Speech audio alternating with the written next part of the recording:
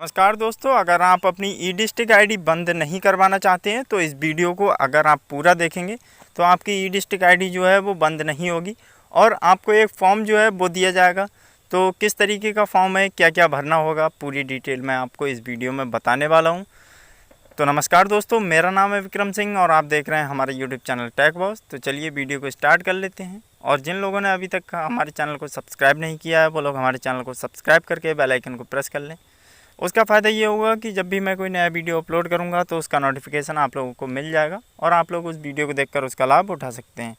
तो दोस्तों अब बात कर लेते हैं ई डिस्ट्रिक्ट की। तो यूपी में जो ई डिस्ट्रिक्ट पोर्टल जो सभी बीएलईओ को दिया गया है तो उसके लिए एक आवश्यक सूचना जो है वो निकल कर आई है। तो आपको सभी अपने डिस्ट्रिक्ट मैनेजर जो हैं वो सभी बीएलई के पास ईमेल कर रहे हैं, एसएमएस कर रहे हैं, ग्रुप में जो भी सूचना आई है वो ग्रुप में दे रहे हैं।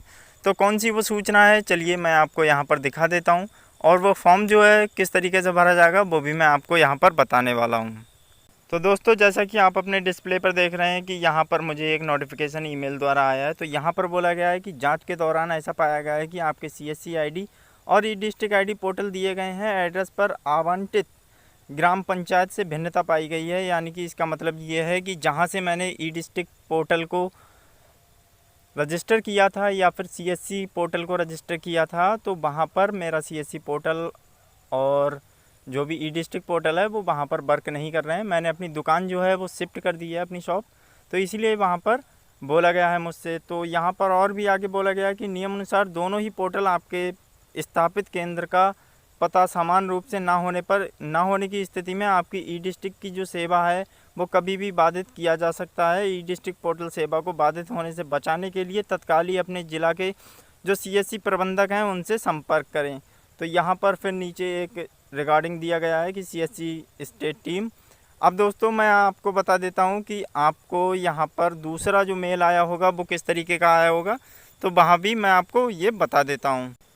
तो दोस्तों जैसा कि आप अपने डिस्प्ले पर देख रहे हैं यहाँ पर वही लिखा है कि जांच के दौरान ऐसा पाया गया है कि आपकी सीएससी आईडी और ई डिस्ट्रिक्ट पोर्टल दिए गए आवंटित ग्राम से भिन्नता पाई गई है। नियम अनुसार पोर्टल पर स्थापित पता समान रूप से ना होने की स्थिति में आपकी ई डिस्ट्रिक्ट जो सेवा है वो कभी भी बाधित की जा सकती है।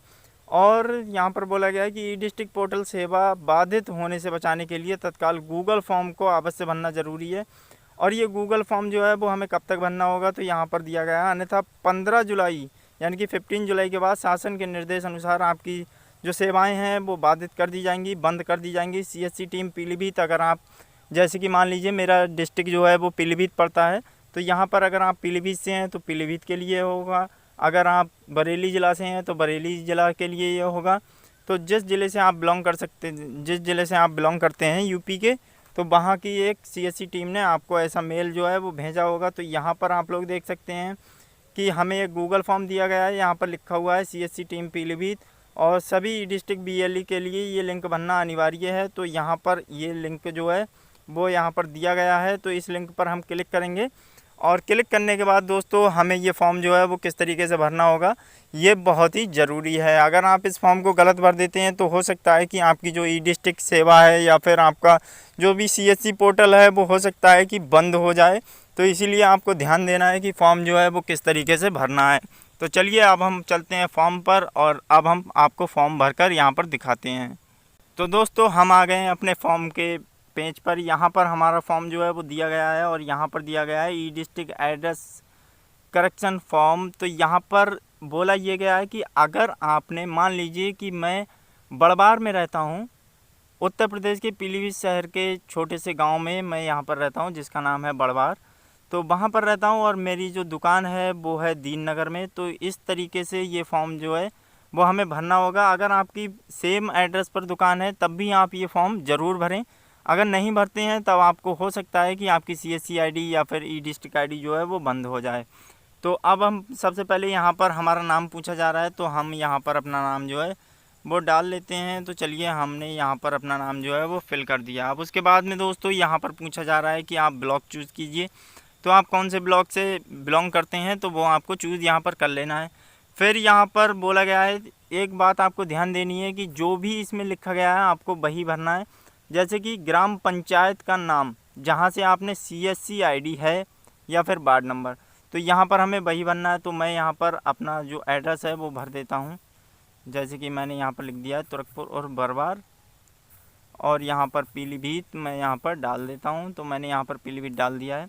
फिर उसके बाद में यहाँ से हमें बोला गया है कि जहाँ ग्राम पंचायत का नाम जहाँ से आपने ई-डिस्ट्रिक्ट रजिस्ट्रेशन किया है और वार्ड नंबर, तो यहाँ पर हमें वही डालना है जहाँ से हमने ई-डिस्ट्रिक्ट का रजिस्ट्रेशन किया है। तो अब हम यहाँ पर डाल देंगे। तो मैंने ई-डिस्ट्रिक्ट जो है वो ली है ग्राम चलोरा, तो मैंने यहाँ से ई-डिस्ट्रिक्ट जो है वो ली है और यहाँ पर हम इतना ही रहने देंगे। फिर उसके बाद में अब ये बात हो गई कि आपने कहाँ से ली है।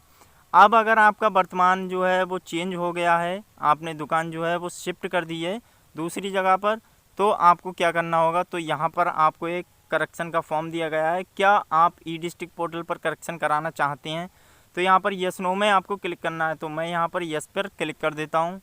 तो मैंने यहाँ पर यस पर क्लिक कर दिया और यहाँ पर हमसे बोला गया है, तो यहाँ पर आप लोग सही से एक बार पढ़ लें कि यदि आप ई-डिस्ट्रिक्ट पोर्टल पर करेक्शन कराना चाहते हैं तो सही पता पिन कोड के साथ भेजें। अब हम यहाँ पर अपना नाम जो है, जो भी हम करेक्शन कराना चाहते हैं, एड्रेस का जो नाम है वो यहाँ पर हम चेंज कर देते हैं। तो यहाँ पर हम लिख देते हैं आराजी दीननगर, पोस्ट नेवरिया, और यहाँ पर पीलीभीत डाल देंगे। फिर उसके बाद में हम लिखेंगे पिन कोड। फिर यहाँ पर पिन कोड जो है वो पिन कोड डाल देंगे 262305, जो भी आपका पिन कोड रहा हो।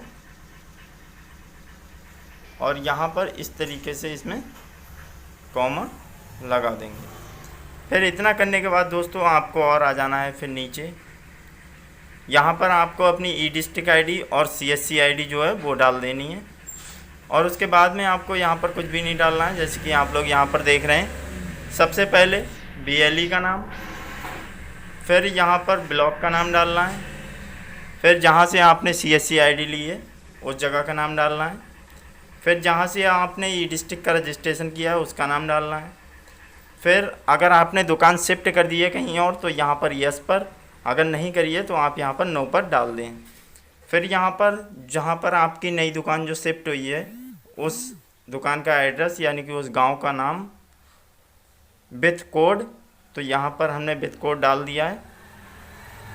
और फिर उसके बाद में अब हम चलेंगे यहाँ पर अपनी ई-डिस्ट्रिक्ट ID पर। तो हम यहाँ पर अपनी ई-डिस्ट्रिक्ट ID और CSC ID दोनों यहाँ पर डाल लेते हैं।